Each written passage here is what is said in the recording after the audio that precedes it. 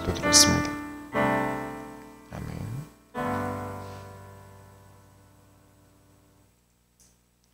오늘 하나님이 주시는 주일 말씀은 왜 교회가 존재해야 하는가입니다. 오늘 말씀을 듣는 모든 성도님들, 또 인터넷으로 예배드리고 있는 성도님들이, 그리고 이 영상을 또 보게 되실 누군가에게 우리가 왜 굳이 교회가 있어야 하는지, 집에서 해도 되고요, 뭐 인터넷으로 해도 되는데 왜 기어코 교회를 고집하는지 오늘 알게 되시기 바랍니다. 첫 번째로 서론으로 마음을 모아 우리가 교회를 일으켜야겠습니다. 이건 그냥 제 욕심과 그런 것을 위해서 말하고 있는 것이 아니라, 어떤 제 생각들이 들어간 게 아니라, 우리가 지금 읽고 있는 지나온 에스라서와 느헤미야서는 이 얘기를 주로 하고 있는 거예요. 사실 주제라고 보셔야 돼요. 지금 우리가 지나온 에스라서나 지금 보고 계신 느헤미야서는 이스라엘이 완전히 멸망하고 바벨론의 포로로 끌려간 뒤에 다시 성전을 재건하기 위해 돌아온 이스라엘 백성들의 얘기라서 그래요. 그렇다면 교회를 다시 재건하는 얘기라고 볼 수 있어요. 쉽게 말하면 완전히 망했다가 다시 회복하기 위해서 움직이는 중이에요. 그런데 이들 중에서도 좀 살만하다, 먹고 살만하다, 부유하다, 자리를 잡았다 하는 대부분의 사람들은 어디 있었죠? 이스라엘 땅으로 복귀하지 않았어요. 페르시아에 있었습니다.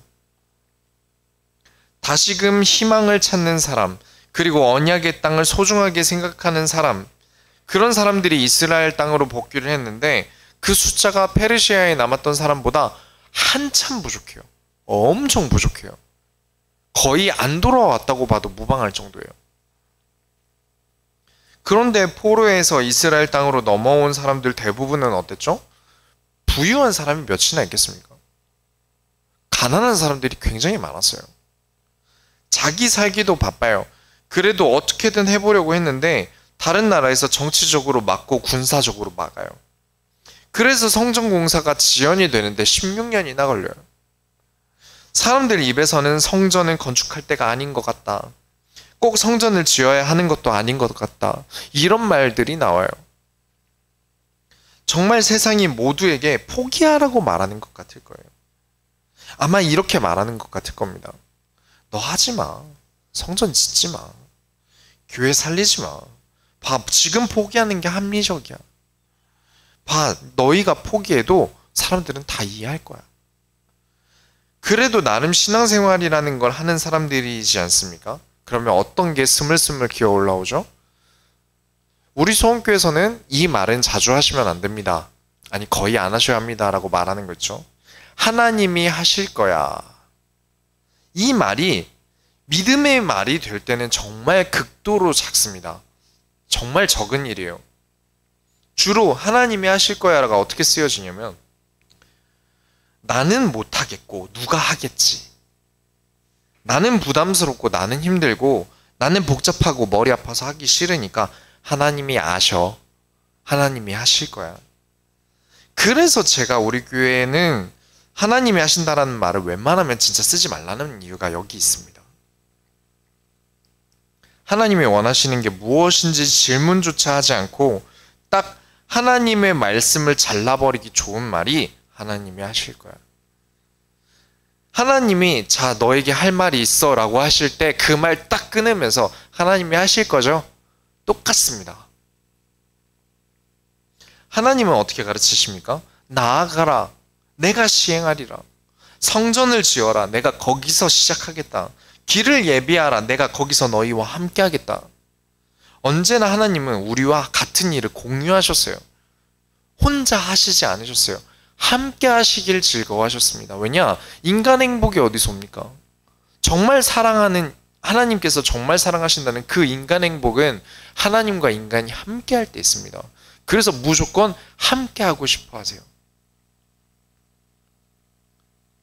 일방적인 상대가 아니라 순환되는 상대로 우리를 창조하시고 우리를 인도하고 계세요. 그렇게 포로에서 돌아온 이스라엘 백성들은 시작을 합니다. 이 어려운 과정에서도 어떤 문제들이 있어도 성전을 지었어요. 엄청 화려하게 짓진 못했지만 그래도 하나님이 거기서 시작하신다는 걸 믿고 일을 시작했어요. 그랬는데 성전을 짓고 나니까 성벽이 무너졌어요. 성문이 무너졌어요. 성문이 불에 타버려서 사람 한 명 겨우 지나갈 정도밖에 공간이 남지 않았어요. 다시금 성전이 응답받아야 하는 걸 틀어막는 분위기가 돼버린 거죠. 길이 막혀버렸어요. 다시금 누구 하나 나서서 우리 성문을 재건하자 라고 나오지 않아요.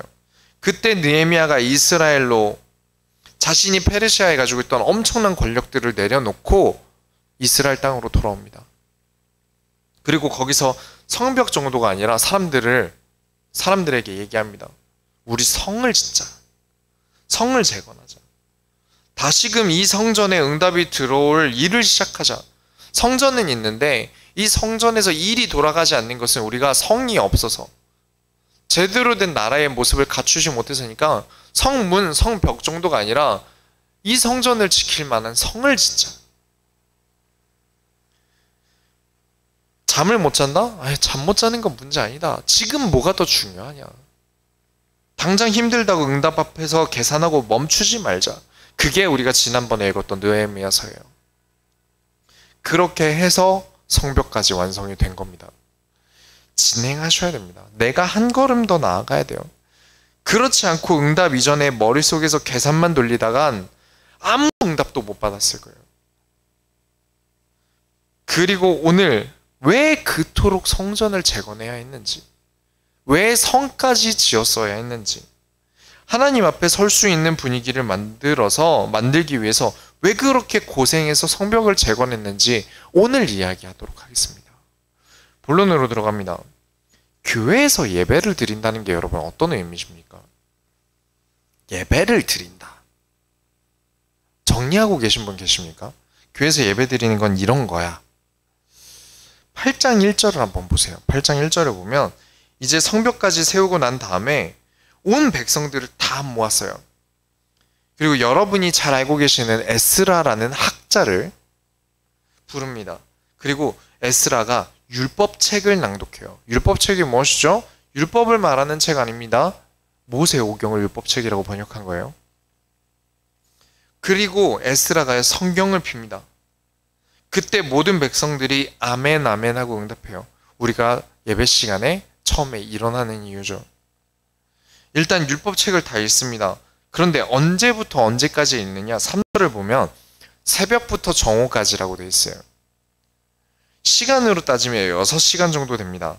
여러분 여기서 설교를 제가 1시간만 해도 여러분 되게 힘드실 텐데 6시간을 들으실 수 있으십니까?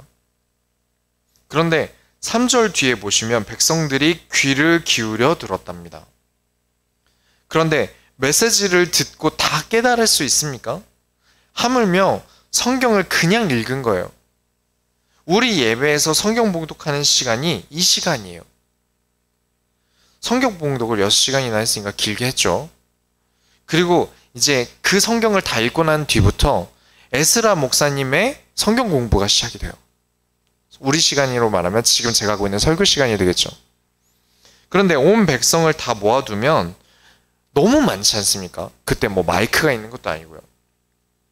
그래서 에스라 혼자 말씀을 가르칠 수 없기 때문에 8장 7절부터 8절을 보시면 많은 사람들이 나오죠.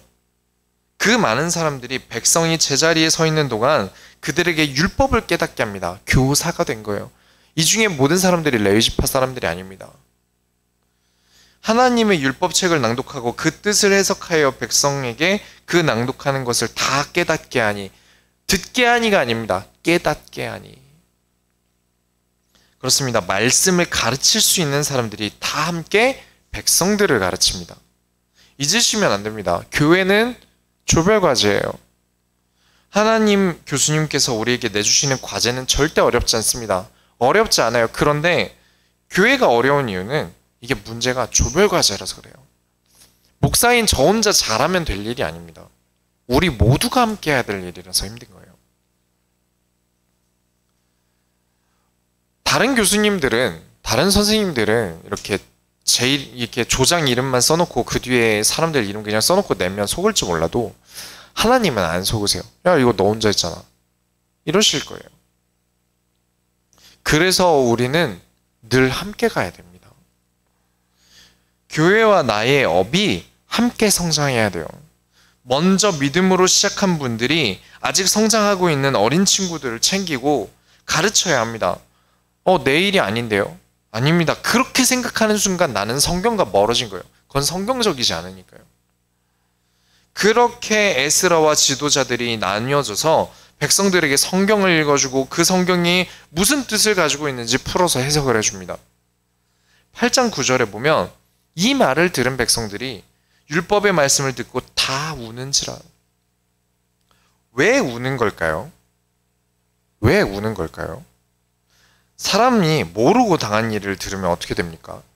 누가 뒤에서 내 욕한 걸 들어도 막 슬프고 잠 못 자고 그렇지 않습니까? 저는 욕을 달고 살아서 이제 좀 괜찮은데 이 백성들이 내 행동이 어땠는지 얼마나 하나님의 마음을 몰랐는지 깨달은 거예요. 몰랐다. 이런 줄 알았으면 안 그랬을 텐데.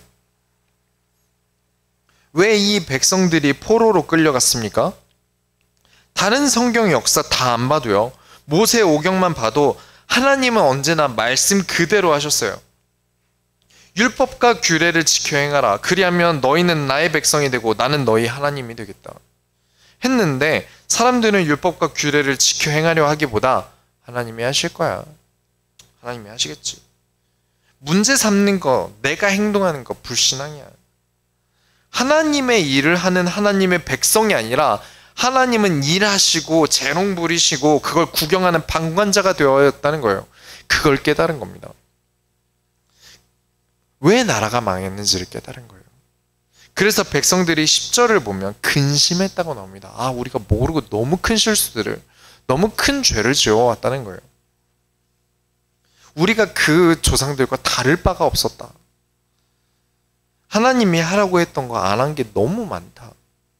그걸 보고 에스라와 느헤미야가 나서서 8장 9절부터 10절을 보면 백성이 율법의 말씀을 듣고 다 우는지라 총독 느헤미야와 제사장 겸 학사 에스라와 백성을 가르치는 레위 사람들이 모든 백성에게 이르기를 오늘은 너희 하나님 여호와의 성일이니 슬퍼하지 말며 울지 말라 하고 느헤미야가 또 그들에게 이르기를 너희는 가서 살찐 것을 먹고 단 것을 마시되 준비하지 못한 자에게는 나누어 주라. 이 날은 우리의 주의 성일이니 근심하지 말라. 여호와로 인하여 기뻐하는 것이 너희의 힘이니라 하고. 많은 분들이 영적인 힘이라는 단어를 가져다 쓰세요. 장풍 쏘실 것도 아니지 않습니까? 근데 그런 식으로 뭔가 좀 사용을 하세요. 모든 건 이어져 있습니다. 여러분, 구원을 안 받으면 신앙생활이 안 돼요. 신앙생활은 하나님과 함께 하는 거죠. 근데 구원을 받지 않았는데 하나님과 함께 할 수 있습니까? 그런데 하나님과 함께 하는 게 버겁고 힘든 사람들이 있어요. 어떤 사람들이 하나님과 함께 하는 걸 좀 버거워하냐면 마음이 포기를 못하는 사람들이에요.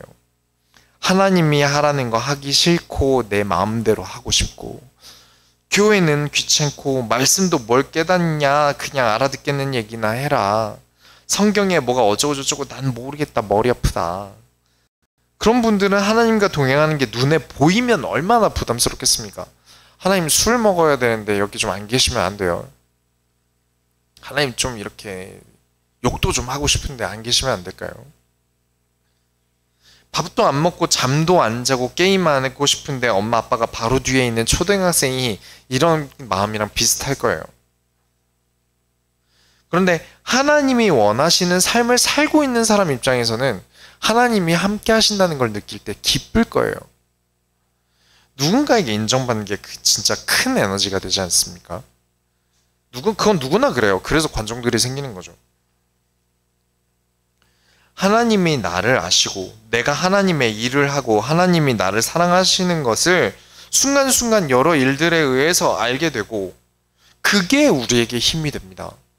그게 우리에게 힘이 되는 거예요.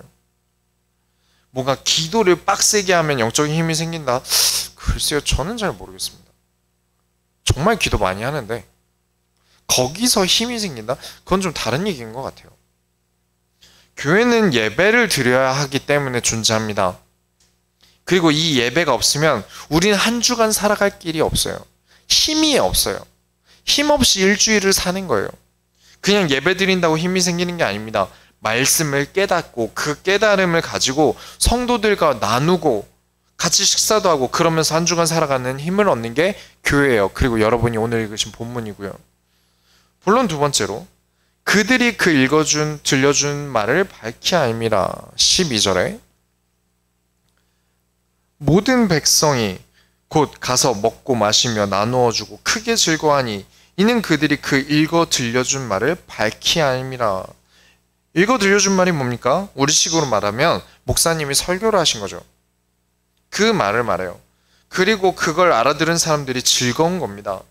그리고 이 일이 너무 기쁜 나머지 모든 백성들이 우리가 하나님을 더 알아야겠다. 우리가 말씀 공부를 계속해야겠다라는 필요를 느낍니다. 그래서 8장 13절을 보면 그 이튿날 뭇 백성의 족장들과 제사장들과 레위 사람들이 율법의 말씀을 밝히 알고자 하여 학사 에스라에게 모여서 본인들이 왔어요. 말씀 공부 시켜주세요. 단순히 주일에 예배 드렸다고 끝난 게 아니라는 거죠. 우리는 더 하나님의 말씀을 깊이 알아야겠다. 제사장과 레위 사람들이야, 이 사람들이야 원래 예배에 대한 책임이 있는 부교육자와 같은 사람이지만 백성의 족장들이 배우러 온 걸 보면 알 수 있어요. 이 사람들이 하나님 말씀을 소중해하고요.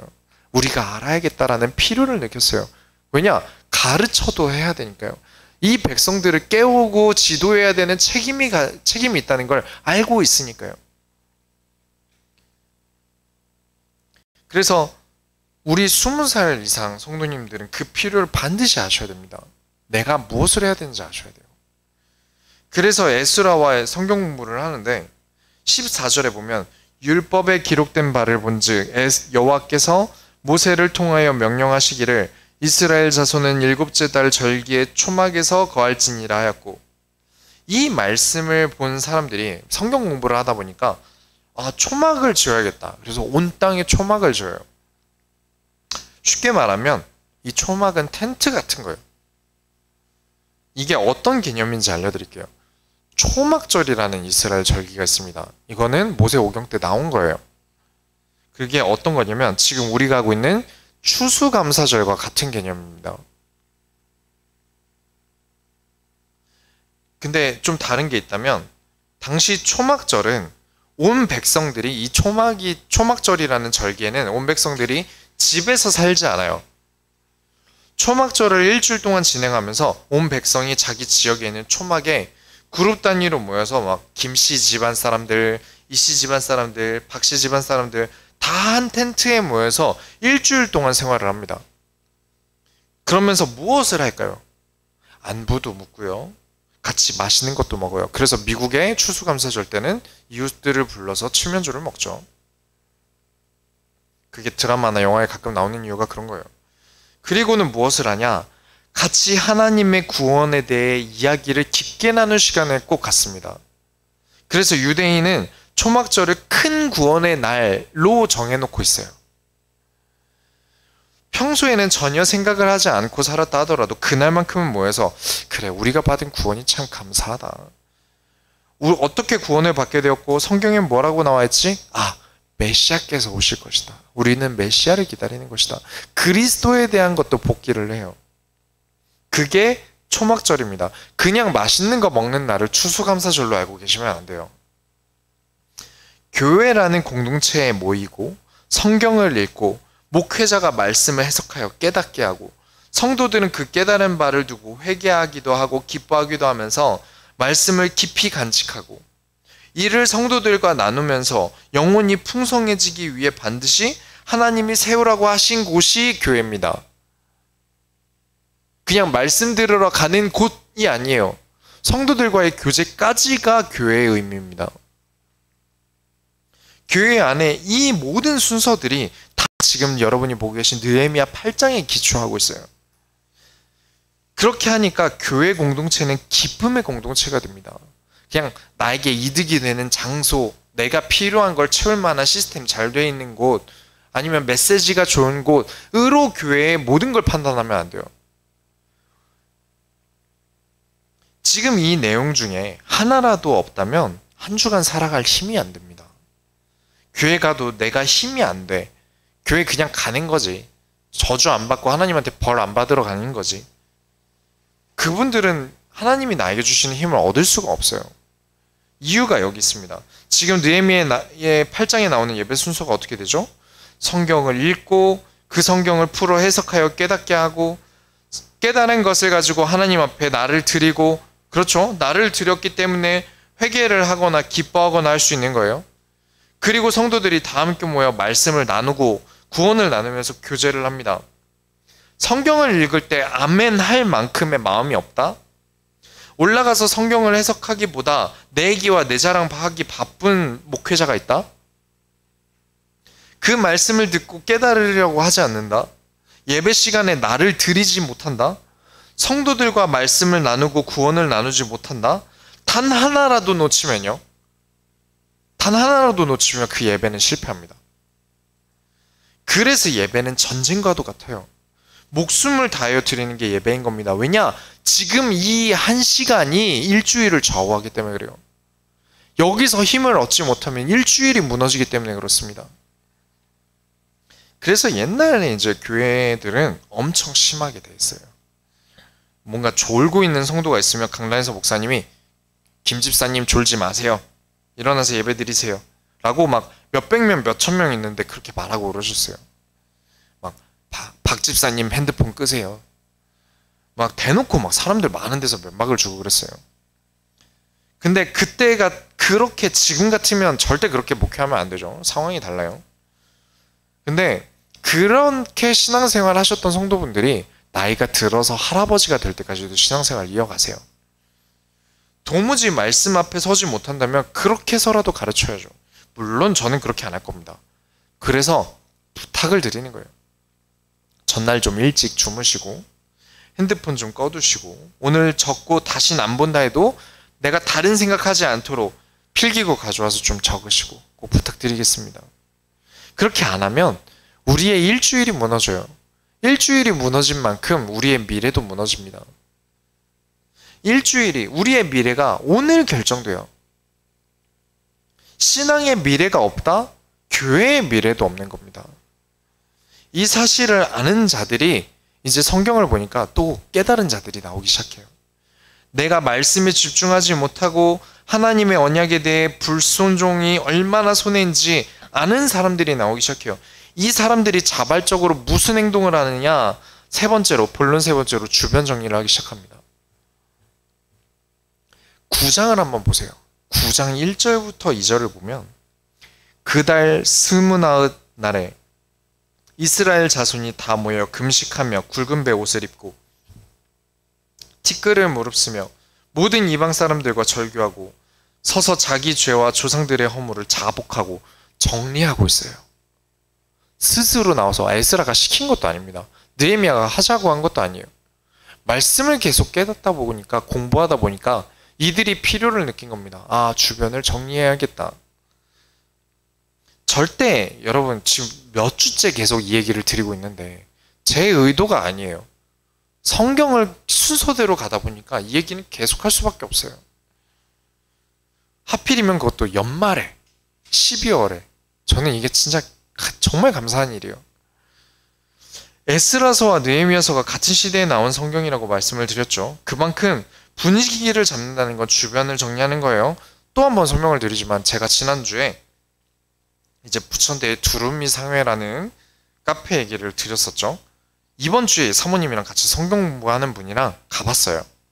근데 지금 카페에 앉아서 음료수를 못 먹으니까 앉아서 뭘 마시지는 못했는데 사모님도 가보시고 분위기 보고 너무 좋다고 하시더라고요. 빈티지라는 게 낡은 것들로 진열을 해놓는 게 예쁘기가 너무 힘들어요. 잘못하면 빈티지가 아니라 거지 우리가 돼요. 저희 기타는 되게 낡아 보이고 막 많이 까진 게 비싸요. 한 4천만 원대 넘어가거든요. 근데 이제 그걸 사고 이제 집에다가는 말하기 싫으니까 이게 어떤 아저씨들이 그 낡은 기타를 가지고 집에 와서 아, 이거 그냥 누가 줬어. 버린다길래. 이러면서 낡은 기타 보여주면서, 아, 버린다길래 누가 줬어. 이러면서 딱 갖다 놔요. 사실 4천만 원짜리인데. 네, 아내분이 모르고 한 10만 원에 팔고 그러다가 일 나고 막 뉴스 나고 이런 적 있어요. 낡은 게 예쁘기 힘들어요. 낡은 게 비싸 보이기 힘들어요. 근데 거기는 그걸 너무 정리가 잘 돼 있어서 그 낡은 것들로 예쁘게 잘 꾸며놨더라고요. 분위기가 정말 중요한 겁니다. 그 분위기는 얼마나 정돈되어 있고 그 분위기를 잘 정리했느냐에 따라서 나오는 거예요. EDM 페스티벌에 누가 죄다 명절 한복만 입고 왔다면 분위기가 어떻겠습니까? 레이저도 하나도 없고 스피커도 우퍼가 없고 그러면 누가 거길 EDM 페스티벌이라고 하겠어요? 한국 민속촌이죠. 신앙생활이 될 만한 분위기가 안 잡힌다는 건 치명적인 겁니다. 그래서 지금 이들은 주변 정리를 하고 있어요. 내가 신앙생활에 방해되는 인간관계가 있다면 절교까지 합니다. 그게 9장 2절이에요. 그리고 9장 3절에 이 날에 낮 4분의 1은 그 제자리에 서서 그들의 하나님 여호와의 율법책을 낭독하고 낮 4분의 1은 죄를 자복하며 그들의 하나님 여호와께 경배하였는데 아무도 안 시켰어요. 너네 성경 읽어라. 너희 죄를 자복해라. 아무도 안 시켰는데 이들이 스스로 합니다. 낮 시간 중에 4분의 1을 하나님께 드리는데 4분의 1은 하나님의 말씀을 읽는 시간을 가지고요. 4분의 1은 죄를 자복하면서 하나님께 경배를 합니다. 이게 정말 자주 말씀드리는 회개하듯 회개하는 것이죠. 내가 하나님의 일을 하는데 하나님의 말씀에 대해 혹시 내가 오늘 실수한 게 있는지 놓친 게 있는지 점검하는 시간을 꼭 가졌다는 거예요. 그리고 지금 9장에 모인 백성들은 에스라나 느헤미야가 모이라고 해서 모인 사람들이 아니에요. 초막절도 끝났어요. 초막절이 끝났는데 그 다음날 또 모인 겁니다. 하루 더 모여서 계속 이 사람들이 하나님 앞에 모여듭니다. 이 일은 정말 충격적인 일이에요. 목회자 입장에서는 정말 뒤집어지는 일입니다. 목사님이 하라고 한 것도 아닌데 성도들이 하나님이 너무 좋다면서 교제에 와서 교제하는 날을 하루도 만들어버린 거예요. 그런 성도가 있다면 정말 귀하겠죠. 목회자 입장에서는 업고 다닐 거예요. 아까 성경을 읽고 성경을 깨닫던 사람들이 있지 않습니까? 성경을 설명하고 가르치던 사람들이 있어요. 쭉 읽었던 사람들 있죠.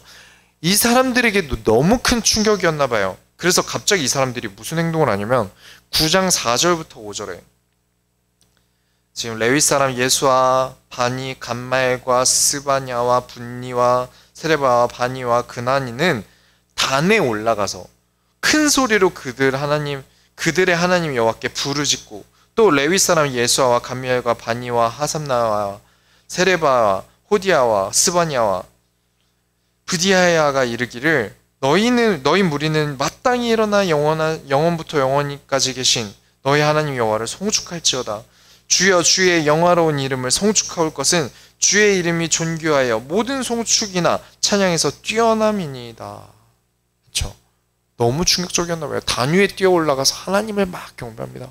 하나님이 이렇게 하셨네요. 저라도 이렇게 될 것 같아요. 가르치는 사람 입장에서는 설교자 입장에서는 성도들이 정말 알아들을까? 설교 준비하면서도 어떻게 알아듣게 설명하지? 이 고민을 항상 해요. 말씀을 정말 깨닫고 한 주간 살아가게 하려면 어떻게 해야 되지? 마음속에 항상 걱정이 있어요. 그런 걱정이 없는 목회자라면 좀 악한 목회자일 거예요. 그런데 백성들이 말씀을 깨닫고 하나님 앞에 자발적으로 나와서 자발적으로 말씀을 읽고 말씀을 가지고 자신을 돌아보는 걸 여러분이 지금 보고 계시지 않습니까? 그러니 가르치던 교사들은 얼마나 기쁘겠어요. 이게 특히 기쁜 이유는 그 이전의 조상들이 다 망쳐놓은 유다의 역사, 하나님께 등을 돌리고 하나님보다 내 이득을 쫓다가 망한 유다의 역사가 되풀이될까 염려하던 사람들에게 지금 보고 있는 이 광경은 다시 유다의 회복과 역사의 회복과 하나님의 시작을 보여주는 겁니다. 제가 그 자리에 있었다면 막 감격해서 엉엉 울 것 같아요. 그래, 이제 다시 시작할 수 있어. 우린 망한 게 아니야. 포로에서 돌아오고 우린 아무 힘도 없다고 하지만 우린 다시 하나님 앞에 섰어. 우린 다시 시작할 수 있어. 지금까지 성전을 짓고 성벽을 짓는 모든 고생들이 헛되지 않았어. 라면서 엄청 감격할 것 같아요. 제가 그냥 이 사람들의 마음을 그냥 어림짐작하는 게 아닙니다. 17절을 보시면 거역하며 주께서 그들 가운데서 행하신 기사를 기억하지 아니하시고 목을 굳게 하여 패역하여 스스로 한 우두머리를 세우고 종되었던 땅으로 돌아가고자 하였나이다. 그러나 주께서는 용서하시는 하나님이라 은혜로우시며 긍휼히 여기시며 더디 노하시며 인자가 풍부하심으로 그들을 버리지 아니하셨나이다. 모세 오경에 일어난 사건을 두고 자신들의 빗대어 보고 있는 거예요. 다 읽을 순 없지만 지금 이 단위에 뛰어 올라온 이 지도자들이 한 말이, 여기 우르르 모인 지도자들이 무슨 기도와 경배를 드리냐면 단순히 자기 생각, 자기 느낌, 이걸 기도로 옮긴 게 아니에요. 보시면 출애굽할 때부터 지금까지의 이스라엘 역사를 전부 기도로 바꿔서 부릅니다. 홍해 앞에 섰던 이야기, 금송아지를 만들었던 이야기, 그 사이에서도 하나님은 선하심으로 민족을 구하신 이야기, 백성들이 말을 듣지 않아서 선지자를 보내셨던 이야기, 왕들이 패역을 저지르던 이야기 등등 성경의 긴 역사를 이 사람들이 말합니다. 뭐라고 말하죠? 기도로 이 얘기를 해요. 여러분에게 하나님의 말씀이 기도가 되시기 바랍니다. 여러분의 소원 성취를 위한 기도가 아니라 내가 한 주간 하나님이 나에게 주신 말씀을 두고 기도하시기 바랍니다. 그게 올바른 거예요. 그게 성경적인 거예요. 그만큼 우리의 인생이 망하느냐 성공하느냐, 우리의 인생이 살아서 천국 같은 삶을 사느냐 살아서 지옥과 같은 삶을 사느냐는 전부 우리 모두가 하나님의 손에 들리냐 하나님을 버리냐에 있었다. 역사가 증명한다는 것입니다. 그걸 알기 때문에 무엇부터 했다고요? 주변 정리부터 했다는 겁니다. 결론을 내리겠습니다. 나의 생존과 같은 교회 생활이에요. 사실 생존에 걸려 있어요. 단순히 취미 생활로 하기에는 내 목숨이 걸려 있는 일이 신앙생활입니다. 제가 제 심장과 같은 내용을 담은 설교라고 지난주에 말씀을 드리지 않았습니까? 오늘 들어보니까 이전에 들었던 거랑 뭐 별 차이 없죠. 그렇게 들리시는 분들도 있을 거예요. 그런데 여러분이 계속 들어오셨기 때문에 그래요. 제가 하는 목회의 베이스가 오늘 느헤미야 8장과 9장에 있습니다. 제가 생각하는 교회의 기본이 여기 있어요. 교회의 근본이 여러분이 지금 읽으신 느헤미야 8장과 9장에 있습니다. 교회는 이래야 한다. 이게 가장 이상적인 교회다. 이게 성경적인 교회다라는 핵심 구절이 느헤미야 8장과 9장이에요. 근데 이건 그냥 행정적인 행동만을 설명하는 게 아닙니다. 좀만 더 상상해 보세요. 생각을 해보세요. 한번 상상을 한번 해보시기 바랍니다. 긴 시간을 포로 활동을 해왔어요. 70년을 포로 생활을 하면 마인드가 어떻게 되겠습니까? 포로 생활만 70년이지 그 이전에 망하기 직전 상태에서 몇 년을 보냈어요. 거의 100년 가까이를 보냈어요. 계속 마인드가 포로 마인드일 거예요. 피해의식은 무섭죠. 왜 피해의식이 무섭습니까? 더 나아가질 못해요. 세상이 문제인 거 맞고 세상이 나에게 피해준 건 맞는데 거기서 멈춰요. 남 탓만 하다가 인생을 허비합니다. 그래서 무서운 거죠.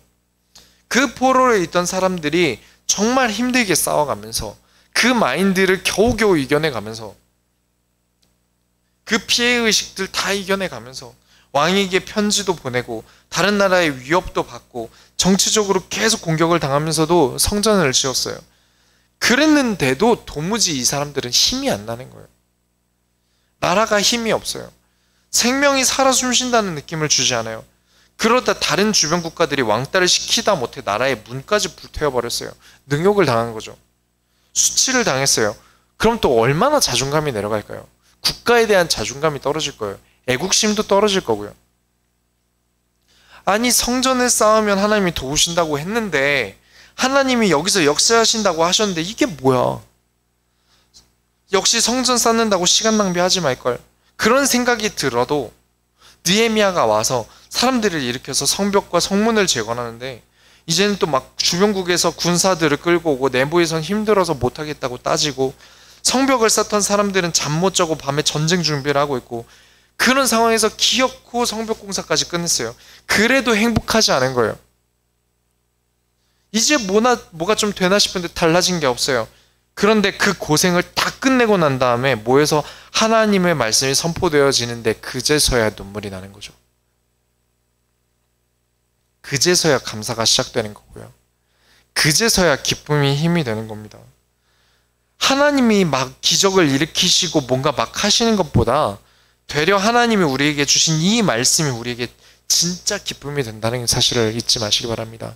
말씀 없이는, 우리에게 지금 교회에 모이는 이 예배 시간이 없이는 여러분이 성전을 지어도요, 크고 의리의리한 교회를 지어도요, 많은 돈을 벌어서 성벽을 지어도요, 여러분에게 행복이 되지 않습니다. 불행의 조건은 될 수 있어요. 하지만 행복이 되지 않습니다. 이 시간이 여러분에게 힘이 되는 시간입니다. 그게 교회가 존재하는 이유예요.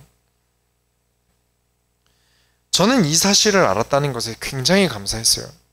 그 무엇도 우리를 바꿀 수 없다. 나는 뭐로도 안 바뀔 사람인데 그런 나를 바꾸는 것이 교회라는 공동체라는 거예요.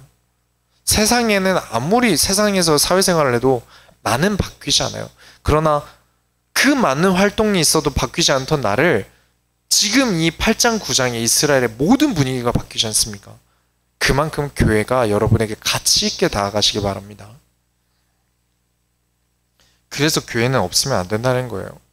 그냥 말씀 들으러 오는 곳이 되어서는 안 돼요. 말씀 듣기 이전부터 모든 것은 시작한 겁니다. 믿음이 안 생긴다?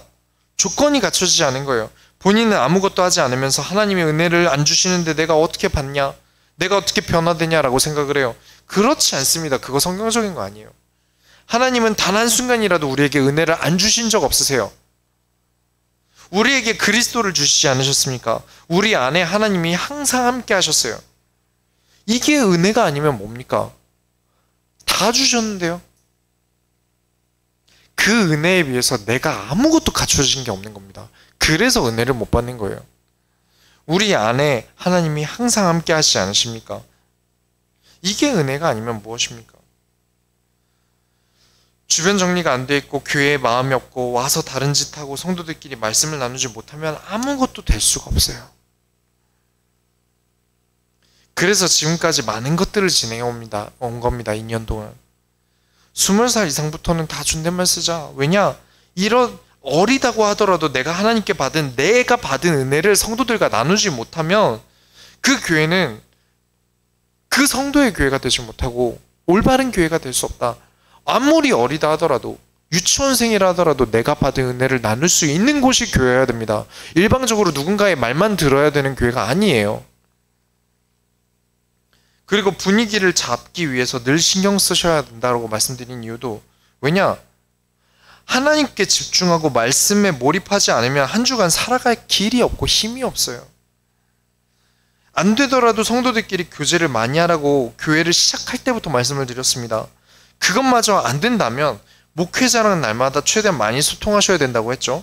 그래서 최대한 목사님을 많이 귀찮게 하고 괴롭히라고 말씀을 드렸습니다. 이 이야기 전부 다 언제부터 했죠?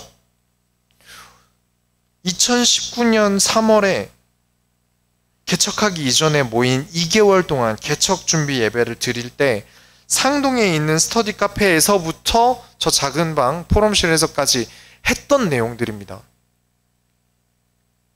그래서 이 느헤미야 8장과 9장이 제 심장 같은 것, 곧 소원교회가 무엇인지, 이 땅에 어떤 교회가 올바른 교회인지 저를 가르치는 장이라고 말씀드렸던 겁니다.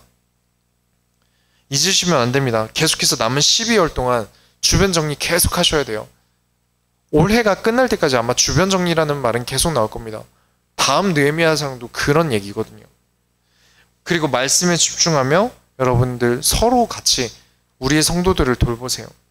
교회를 돌보셔야 합니다. 그게 여러분의 남은 인생과 직결됩니다. 이게 우리의 모두의 미래와 직결됩니다. 우리가 하나님의 손을 이뤄드립시다.